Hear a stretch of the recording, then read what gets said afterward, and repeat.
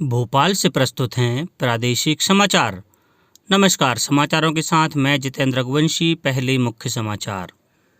केंद्रीय मंत्री थावरचंद गहलोत ने कहा, नए कृषि कानून किसानों को सुरक्षित और सशक्त बनाएंगे। विधानसभा उपचुनाव में बूथ लेवल पर ऐप के जरिए होगी मतदाता की पहचान। मुख्यमंत्री शिवराज सिंह चौहान ने बीमा कंपनियों से किसानों को उचित मुआवजे का भरोसा दिलाया और प्रदेश में कोरोना संक्रमण के सक्रिय मामलों की संख्या 20,000 से कम हुई। अब तक 1,11,000 से ज़्यादा लोग हुए स्वस्थ। अब समाचार विस्तार से।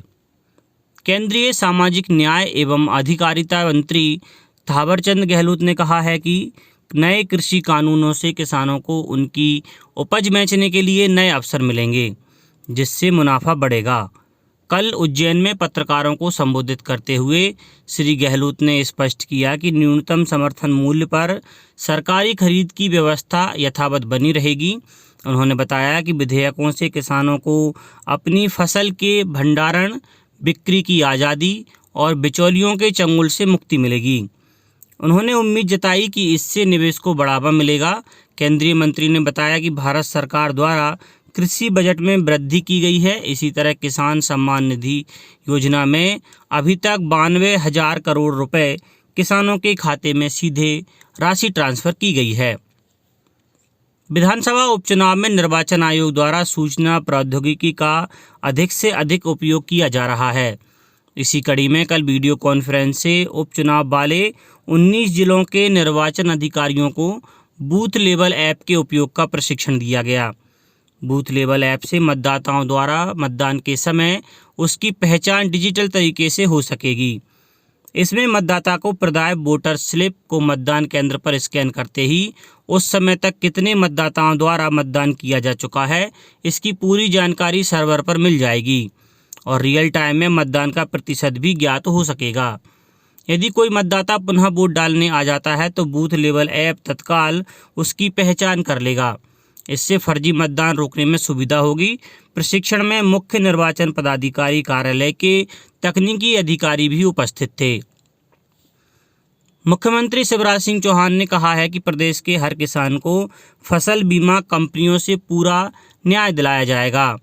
उन्होंने कहा कि प्रदेश के ऐसे किसान जिन्हें फसल बीमा दावा राशि नहीं मिली है अथवा कम मिली है, उन सबका पक्ष बीमा कंपनियों के सामने सरकार मजबूती से रखेगी तथा आवश्यकता पड़ने पर इस संबंध में भारत सरकार से बातचीत भी की जाएगी। मुख्यमंत्री कल मंत्रालय में प्रदेश के किसानों को बीमा कंपनियों से प्राप्त दावा राशि के संबंध में उच्च स्तरीय बैठक ले रहे थे। इस दौरान श्री चौहान ने कहा कि इस बार अच्छी बारिश हुई है अतः किसान जल्दी बुवाई कर सकते हैं। ऐसे में उन्हें समय पर पर्याप्त मात्रा में यूरिया की उपलब्धता सुनिश्चित कराई जाएगी।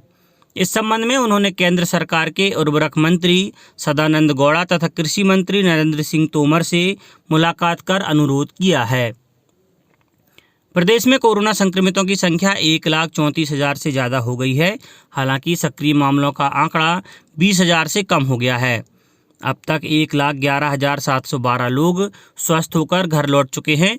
इंदौर जिले में पिछले 24 घंटों के दौरान 477 नए कोरोना संक्रमित मरीजों के मिलने से मरीजों का आंकड़ा 25,928 तक पहुंच गया। वहीं जिले के विभिन्न अस्पतालों में उपचाररत 522 मरीजों के स्वस्थ होने के साथ ही अब तक 20,870 मरीज कोरोना संक्रमण से मुक्त होकर घरों को लौट चुके हैं। सिवनी जिले में कल प्राप्त रिपोर्ट में 17 नए कोरोना मरीज मिले हैं। वहीं 29 मरीजों के स्वस्थ होने पर उन्हें अस्पताल से छुट्टी दी गई। मुरैना में 9 नए कोरोना मरीजों का पता चला है। जबलपुर में कोरोना से स्वस्थ होने पर 183 व्यक्तियों को डिस्चार्ज किया गया है। वहीं बीते 24 घंटे के दौरान कोरोना के 124 नए मरीज सामने आए हैं। पन्ना जिले में कल एक नया कोरोना संक्रमित मरीज पाया गया है। वहीं 23 लोगों के स्वस्थ होने पर उन्हें अस्पताल से छुट्टी दी गई। श्योपुर में 11, उज्जैन में 40, छतरपुर में 13 और खंडवा में 3 मरीज स्वस्थ होकर घर लौटे। रायसेन में अब तक 1,325 मरीज मिले हैं, जिनमें से 1,115 मरीज स्वस्थ हो चुके हैं। राज्य सरकार ने दुर्गा उत्सव के दौरान स्थापित की जाने वाली दुर्गा प्रतिमाओं की ऊंचाई पर लगाया गया प्रतिबंध हटा दिया है। इसी तरह पंडाल के आकार को भी बढ़ा दिया गया है। गौरतलब है कि पहले सरकार ने दुर्गा प्रतिमाओं की अधिकतम ऊंचाई 6 फुट और पंडाल की लंबाई चौड़ाई 10 बाय 10 निर्धारित की थी। मुख्यमंत्री शिवराज सिंह चौहान ने कल भोपाल में वीडियो कॉन्फ्रेंस के जरिए प्रदेश में कोरोना की स्थिति एवं व्यवस्थाओं की समीक्षा के दौरान कहा कि दुर्गा उत्सव में चल समारोह की अनुमति नहीं होगी तथा आयोजन समिति के अधिकतम 10 व्यक्ति ही दुर्गा प्रतिमाओं का विसर्जन कर सकेंगे। दुर्गा उत्सव पर गरबा की अनुमति भी नहीं होगी।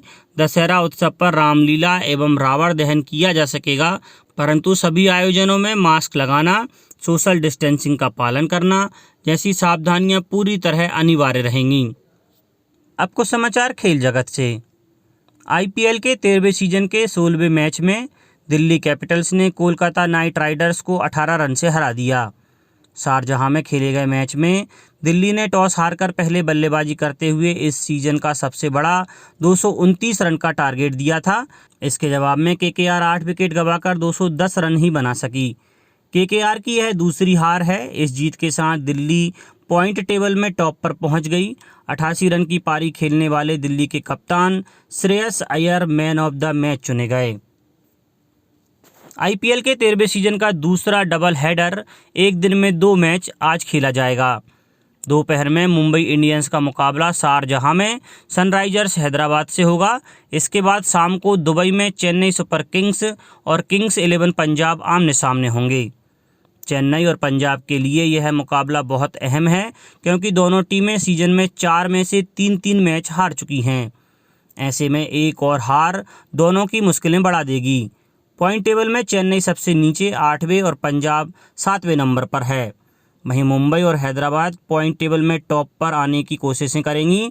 दोनों टीमों ने अब तक 2-2 मैच जीते हैं। पिछले मैचों की बात करें तो मुंबई ने पंजाब को 48 रन से हराया था। वहीं हैदराबाद ने पिछले मुकाबले में चेन्नई को 7 रन से शिकस्त दी थी। अब कुछ समाचार संक्षेप में। खंडवा जिले में मतदाता सूची में नाम जोड़ने के लिए 6 अक्टूबर तक आवेदन किए जा सकते हैं। इंदौर जिले के सावेर विधानसभा क्षेत्र को गैर संवेदनशील क्षेत्र घोषित किया गया है। यहां निर्वाचन के दौरान होने वाले खर्चों पर कड़ी निगरानी रखी जाएगी। राजगढ़ जिले में चुनावी सभाओं की अनुमति पोर्टल के माध्यम से दी जाएगी। गुना कलेक्टर ने मतदान केंद्रों पर कोविड दिशा निर्देशों के अनुसार व्यवस्थाएं सुनिश्चित करने के आदेश दिए हैं। शिवपुरी जिले में विधानसभा उपनिर्वाचन को देखते हुए 3 आदतन अपराधियों को जिला बदर घोषित किया है। सीधी जिले में प्रधानमंत्री मत्स्य संपदा योजना का लाभ लेने के लिए आवेदक 31 अक्टूबर तक आवेदन कर सकते हैं। सागर जिला पंचायत के CEO ने आधार सीडिंग के कार्य में लापरवाही बरतने पर 2 पंचायत सचिवों को निलंबित कर दिया है और UPSC सिविल सेवा की प्रारंभिक परीक्षा आज आयोजित की जा रही है। अंत में मुख्य समाचार एक बार फिर।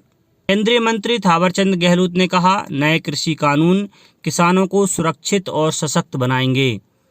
विधानसभा उपचुनाव में बूथ लेवल पर ऐप के जरिए होगी मतदाता की पहचान। मुख्यमंत्री शिवराज सिंह चौहान ने बीमा कंपनियों से किसानों को उचित मुआवजे का भरोसा दिलाया और प्रदेश में कोरोना संक्रमण के सक्रिय मामलों की संख्या 20,000 से कम हुई। अब तक 1,11,000 से ज़्यादा लोग हुए स्वस्थ। इस बुलेटिन में इतना ही। घर पर रहिए, सुरक्षित रहिए और सुनते रहिए प्रादेशिक समाचार। नमस्कार।